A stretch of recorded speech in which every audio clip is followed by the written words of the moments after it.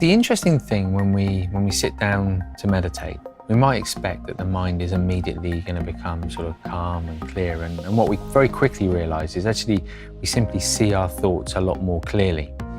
And one of the most common emotions or thought patterns is one of anxiety. So it's becoming more and more common in society, I think, and so naturally people experience it more during their meditation.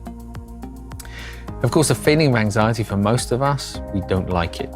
So there's a temptation to immediately sort of push it away, to somehow try and stop that flow of thought.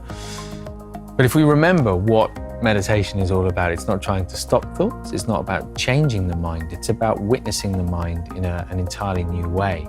So we don't have to do anything with the anxiety. The anxiety is not bad. The anxiety is just what it is. An anxious thought, an angry thought, a sad thought, a happy thought, they're just thoughts.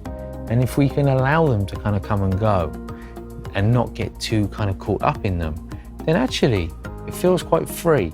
So when we experience anxiety, as much as possible, rather than thinking about the anxiety, I think this is what happens more often than not. Anxiety arises and it's like, oh, I really don't like this anxiety. I wish I could feel different. And then we're just thinking about it. We're not meditating.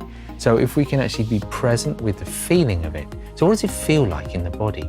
Does it have a particular area of the body where you feel it? Is it a particular quality? Is it like, butterflies in the stomach? Does the chest feel a bit tight? If we can rest in the feeling, the physical sensation, rather than thinking about anxiety, then actually it sort of short circuits that loop. So rather than kind of the body recognizing that the mind's anxious and then the mind recognizing that the body's anxious and getting caught up in that, instead we step out of it and we're present with the feeling, the physical feeling, the sensation in the body.